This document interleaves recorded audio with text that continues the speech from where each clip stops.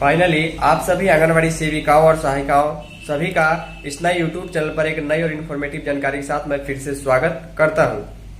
आज 24 जुलाई 2026 का डेट है, शुक्रवार का दिन है।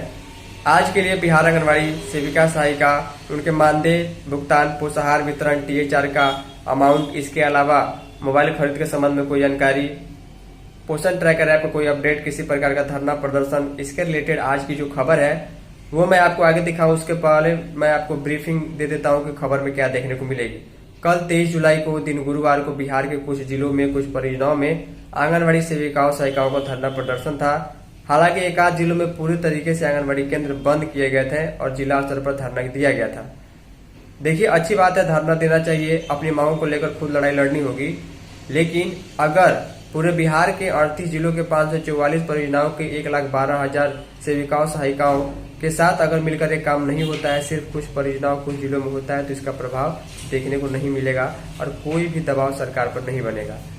क्योंकि अगर किसी मांग के लिए लड़ाई लड़नी है तो उसके संबंध में सभी कर्मचारियों को साथ आना होता है। फिलहाल हम खबर आपको दिखाते हैं जो पूर्वी चंपारण, पश्चिमी चंपारण जिले से प्राप्त हुई है। तो फाइनली जितनी भी आंगनबाड़ी सेविका सहायिका इस वीडियो को देख रही हैं, वीडियो को पूरा देखिएगा कि किस प्रकार कल जो है 23 जुलाई के डेट में जो है बिहार के कई जिलों में कुछ परियोजनाओं में जो है वहां पर आंगनबाड़ी केंद्रों को बंद रखा गया था। बंद इसलिए रखा गया था क्योंकि सेविकाओं सहायिकाओं की कुछ मांगे थी और जैसे कि मैंने आपको बताया कि बिहार के कुछ गिने चुने जिले में इसका प्रभाव देखने को मिला है। बाकी अन्य जिलों में इसकी कोई सूचना नहीं थी। यूनियन के द्वारा किसी प्रकार के बंद करने, हड़ताल या धरना की कोई सूचना नहीं थी। मैं जो आपको खबर दिखा रहा हूँ, एक खबर मैं आपको ये दिखाऊंगा पूर्वी चंपारण जिले की और दूसरी खबर जो मैं आपको ये दिखाऊंगा पश्चिमी चंपारण जिले की। दोनों खबरों को ध्यान से देखिएगा और समझिएगा कि क्या सिर्फ और सिर्फ कुछ परियोजनाओं में, कुछ जिलों में धरना प्रदर्शन देने से, केंद्र बंद रखने से इसका प्रभाव सरकार पर पड़ेगा या नहीं पड़ेगा, सरकार हमारी मांगों को मानेगी या नहीं मानेगी। लिखा गया, हड़ताल पर रही सेविका व सहायिकाएं, केंद्र रहे बंद, मानदेय, पोषाहार, मोबाइल समेत अन्य मांगे उठाई गई है। लिखा गया, बिहार राज्य आंगनबाड़ी कर्मचारी यूनियन जिला इकाई के आह्वान पर गुरुवार को जिले के आंगनबाड़ी सेविका एवं सहायिका दोनों ने मिलकर के 1 दिवसीय हड़ताल की। हड़ताल के समर्थन में जिले भर में आंगनबाड़ी केंद्र जो है पूरी तरीके से बंद रहे। इससे टीकाकरण, पोषाहार वितरण, प्री स्कूल शिक्षा जैसी सभी सेवाएं प्रभावित हुई। यूनियन के जिलाध्यक्ष ने कहा कि सेविकाओं सहायिकाओं के साथ लगातार अन्याय हो रहा है।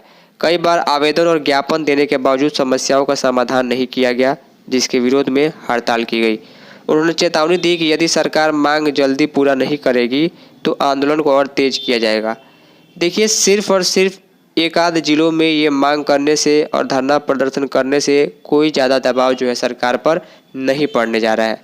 यहाँ पर लिखा गया है, उन्होंने बताया कि प्रमुख मांगों में बाजार मूल्य के अनुसार पोषाहार की राशि निर्धारित करना, 5 महीने से जो लंबित मानदेय है उसको जल्द से जल्द भुगतान करना, सभी सेविकाओं सहायिकाओं के आधार सीडिंग को जल्द से जल्द पूरा कराना तथा सरकारी मोबाइल उपलब्ध कराना शामिल है।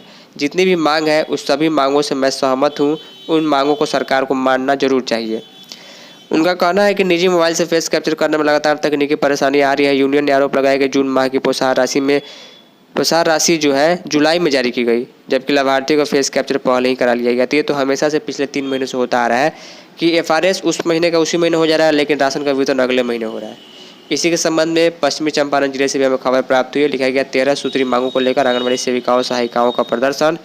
मैनाटांड में CDPO कार्यालय के समक्ष प्रदर्शन करती सेविका सहायिका। तो ये जो है कल गुरुवार को 23 जुलाई को जो है यहाँ पर परियोजना ऑफिस के सामने जो है यहाँ के वर्कर्स ने, यूनियन के लोगों ने जो है मिल करके धरना प्रदर्शन किया है। यहाँ भी वही मांग है कि जो भी पेमेंट बाकी है उसको दिया जाए।